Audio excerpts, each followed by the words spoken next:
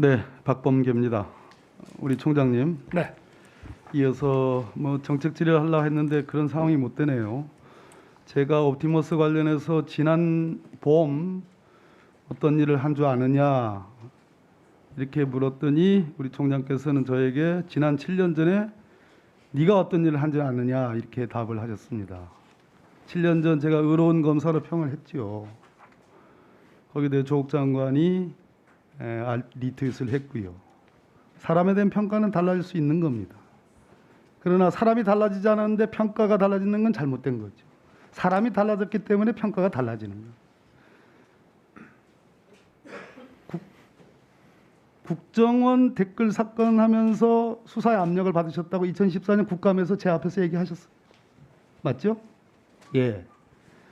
지금 서울중앙지검장 하시고 또 검찰총장 하면서 문재인 정부에서 하고 싶은 수사 압력, 수사 방해 받으신 적 있어요? 없습니다. 여론으로부터 그 당시 법무부 장관으로부터 또 상관있던 중앙지검장으로부터 압력을 얘기했습니다. 그런 정도 아닐 겁니다. 두 번째, 국정농단과 지금 총장께서 중앙지검장과 지금 총장으로서 했던 수사, 그 범죄의 경중 차이는 큽니다. 박근혜 때와 지금 거를 저는 비교할 성질의 것이 아니다. 결정적으로 조국 수사의 상당성과 비례성의 원칙, 과잉금지의 원칙을 어겼다. 그러나 수사 결론으로서 재판결 지금 진행되고 있으니까 그 보자 하는 얘기 한번 봅시다. 그러나 본 의원이 우리 윤석열이라는 한때 제가 의로운 검사로 평했던 검찰총장을 달리 평가한 결정적인 이유는 검언유착 사건입니다.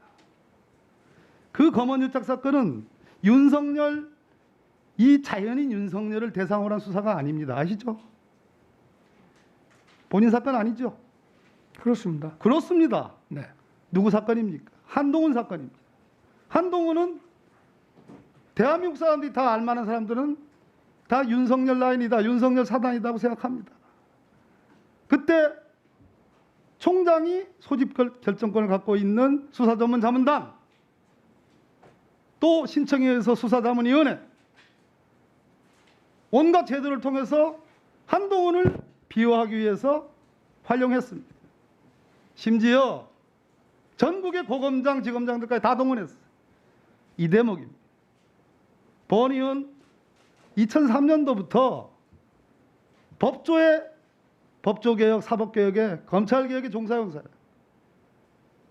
법사위원만 해도 수년 했습니다. 그러나 장관이 내린 검언유착 사건에서 아주 팽팽하게 수사진의 견해와 지휘부의 견해가 나눠지고 있는 사건에서 장관이 일선 수사지휘부에 내린 명령도 아니고 지휘도 아니고 감시도 아니고 관여도 아닌데 총장 본인에게 관여하지 말라는 취지의 수사지휘인데 그거를 마치 육군참모총장이 전국의 일선 지검장들, 사단장들 다 모여가지고 대통령이 항명하듯이 회의를 열었습니다. 그리고 공표했습니다. 회의 결과까지. 저는 이 대목, 본인 사건도 아님에도 불구하고 자기 엄연히 존재하는 윤석열 사단을 비호하기 위해서 이것은 잘못된 거다. 잘못된 거다. 또 지금 줄 겁니다. 들어보세요. 또 지금 나오는 라임 사건이나 옵티머스 사건과 관련해서 제기되는 의혹은 윤석열 검찰총장을 직접적으로 겨냥하는 의혹입니다.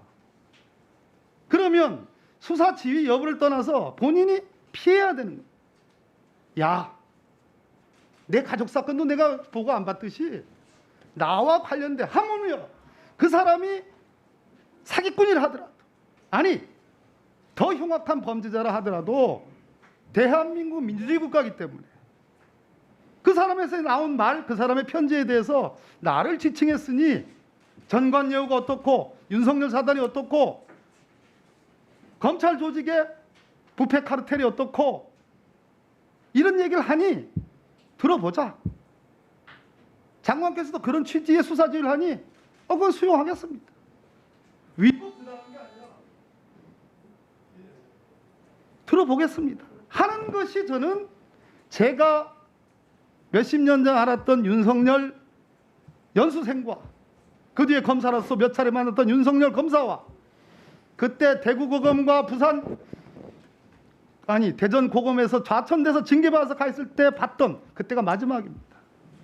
봤던 윤석열 검사와 총장이 되어 있는 윤석열 총장하고는 너무 다르다.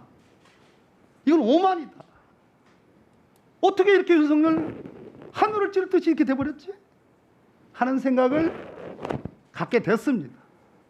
이 점에 대해서 7년 전 윤석열과 본인이 판단하는 1년 상관의 윤석열은 다르다.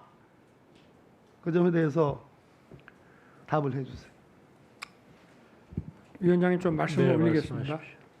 자, 먼저 박근혜 정권과 이 정부에서의 외환 문제를 말씀을 드리면은 그때는 제가 부장검사로서 수사팀장이었고 법무부나 이런 쪽에서 좀 과도한 간섭을 받았다고 국정감사장에서 말씀을 드렸습니다.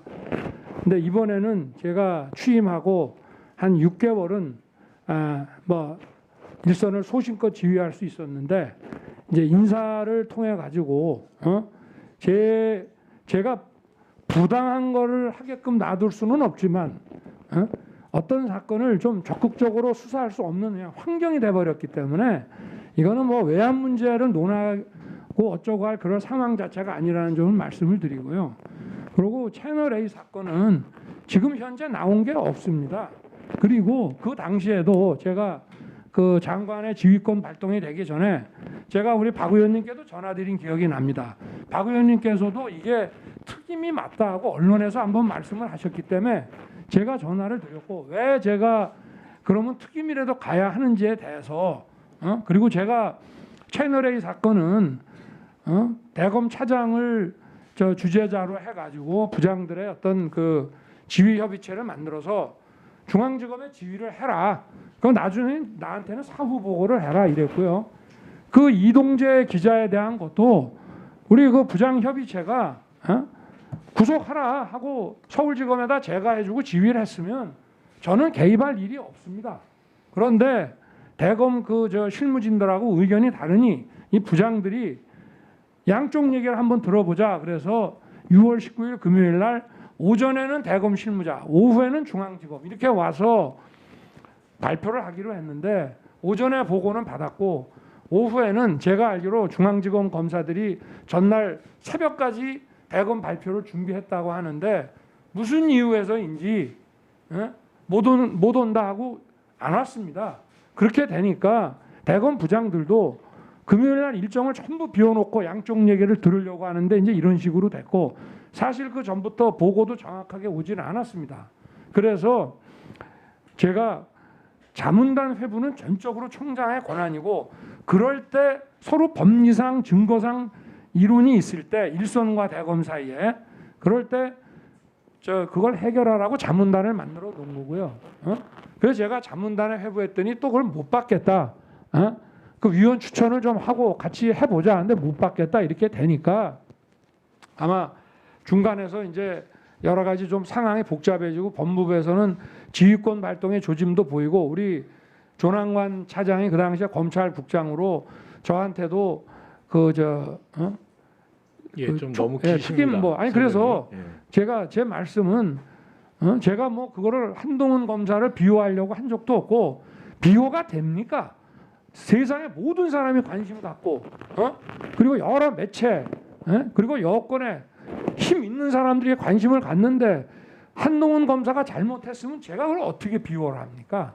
그리고 그 후에 지금까지 뭐 나온 거 있습니까? 저는 한번 되묻고 싶습니다. 아니 제가 막았습니까? 저는 이미